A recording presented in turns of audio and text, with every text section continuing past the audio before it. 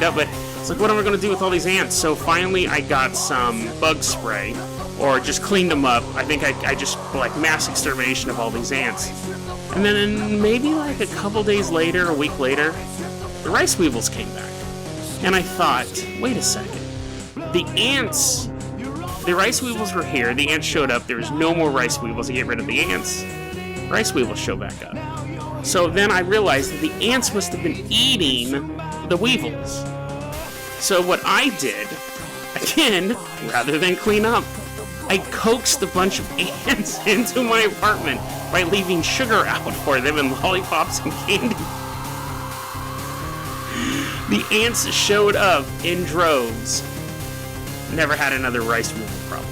Now, when I say rice weevil problem, let me tell you this story for an example. I was dating a girl at the time.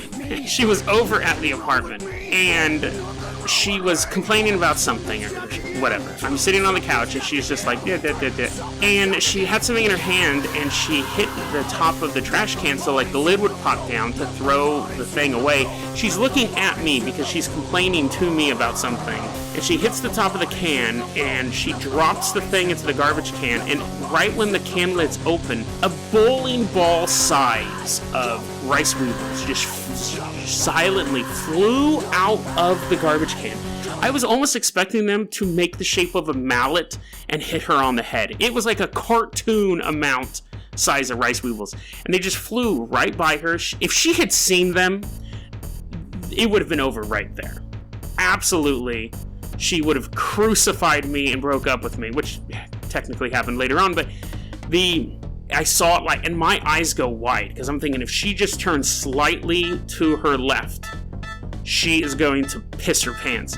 And they just fly up, and then they just kind of like are buzzing around the ceiling they're happy they finally got free of their garbage can jail. And she didn't see them. But so that was the level of rice weevil infestation. So I ended up coaxing the ants in, they took care of the rice weevils, and then, as a reward to them, I built them an amusement park. I built the ants like this little like walkway, and then I had like this little thing of rubbing alcohol, and it was like, if they fall in that, they die. So that's not really an amusement, but it was amusement to me.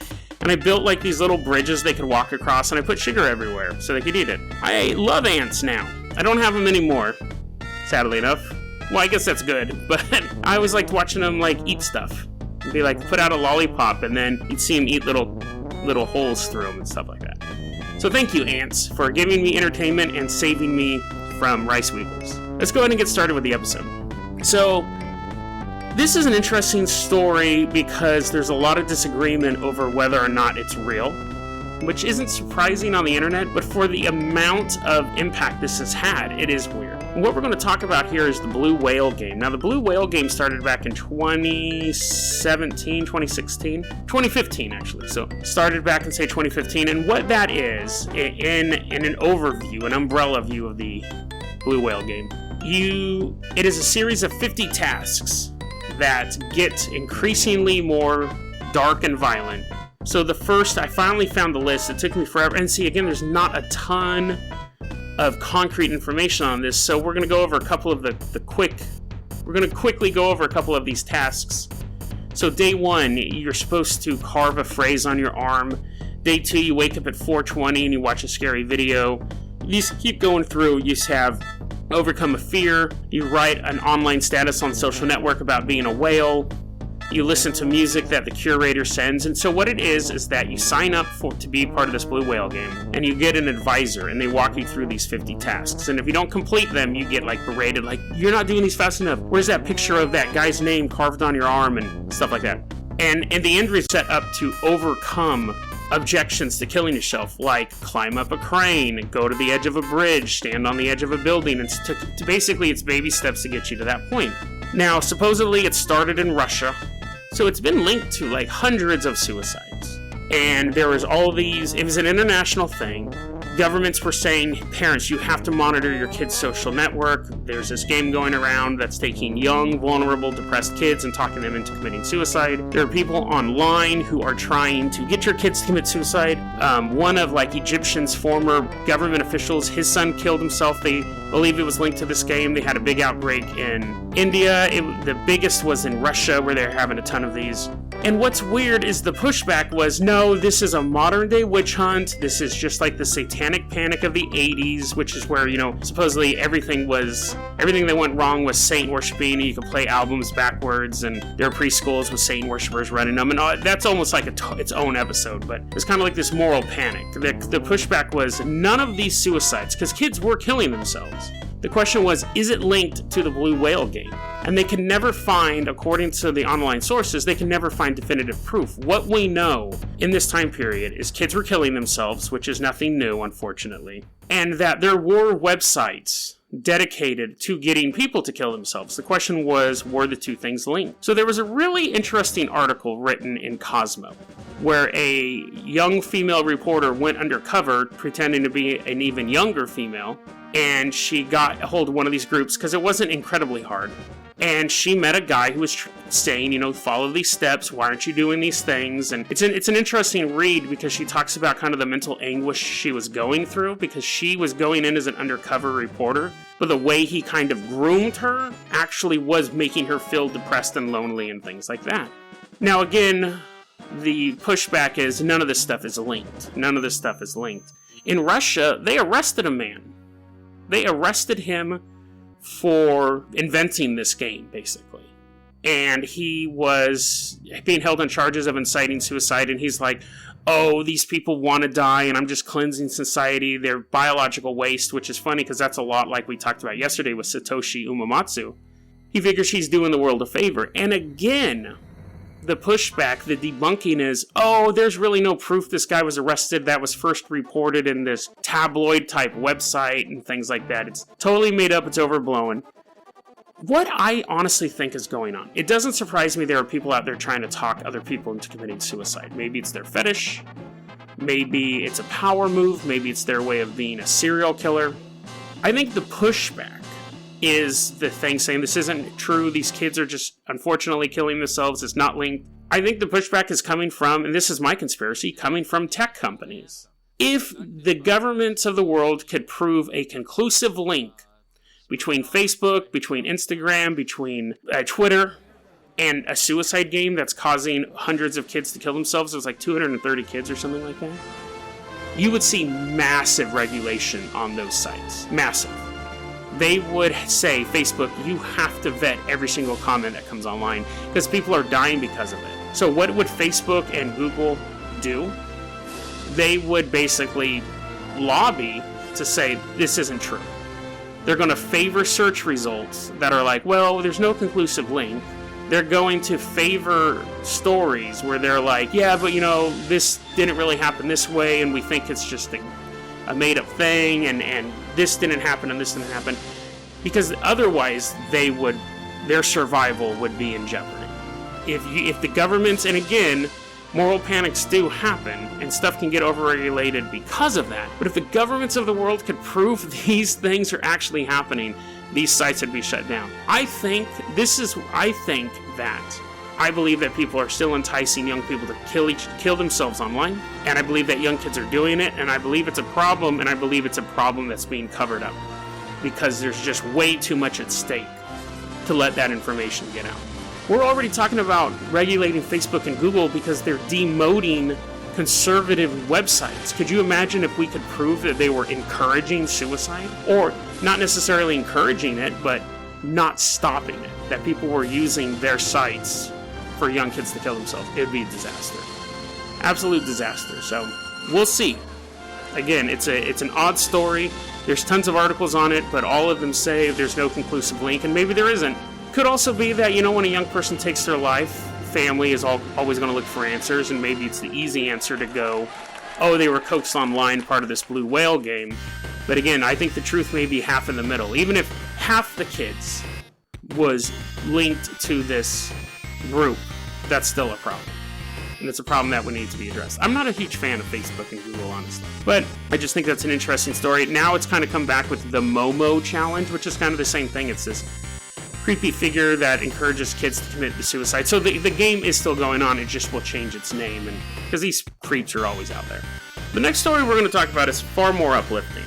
So I don't want to end on that one. When I was about 18 or 19, I got this design in my head. I was really into metaphysical stuff back then, and I remember I saw this image, and it wasn't magical. It wasn't like it was floating in front of me in fire and talking to me in Enochian or anything like that. It was just this glyph I got in my head. Can't really explain it. I can draw it easily. And it was basically, when I saw it, I knew what it was. It was the symbol of my life. I was like, that's how my life will be charted out. That's the symbol of my life. And I knew about sigils and things like that. So a sigil is basically an inscribed, I'm reading the definition here, is an inscribed or painted symbol considered to have magical power. So it's basically like a design that is infused with magic, magical thought, magical vibration. So I had this image in my head, and I've drawn it out. People who know me may have seen it on me before, and usually I draw it when I'm bored. But it's always been very comforting to me, because it's a symbol of hope, and it shows the good times and the bad times in my life. It kind of just charts the whole thing out. And I'll see if I can draw a picture of it and throw it up online. I need a scanner. But so that was, I had that sigil. What's interesting, so then we're going to skip ahead to what the story finds, but something known as a hypersigil. So a hypersigil is not just a drawing of a symbol, a magical symbol, but it is a living magical work. It is basically a sigil that has its own... It's a sigil in story form, I guess is a good way to put it. People have made hypersigils out of things like poems, of comic books is a really popular one, movies, and things like that. And what it is it is basically taking your life and turning it into a narrative. You live the hypersigil. Grant Morrison is a comic book writer. He's very, very well known in the comic book community. Not real name recognition, but he had a comic book that came out quite a while ago called The Invisibles. You probably know it better as The Matrix, because The Matrix ripped off a lot of the plot, the overall plot of The Invisibles. But for him, The Invisibles was his hypersigil. To him, that's his hypersigil. That is the life he wanted, and he lived through the story of the comic book. And he said, I wanted to live in a glam, futuristic world, so I created a glam, futuristic world and enveloped myself around it, and now I'm living the life I've always wanted to live. Now, sure, being a successful comic book author is part of that, because he has the money to buy those things. But you create, and so imagine what your life is like right now.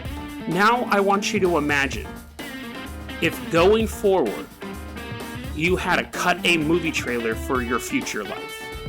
So you're where you're at right now, but you go, you know what, I want to be this. I want my life to have these elements. I want it to be exciting or exotic or passionate or dangerous.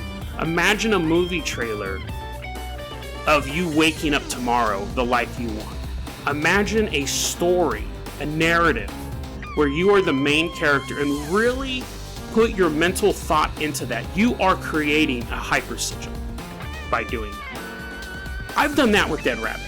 When I was putting up flyers for the show, I imagined, I go, this would be a scene in the trailer for this story of my life, of me just going out and doing the groundwork to get this ball rolling. I remember specifically thinking that as I put the flyer up on the community board.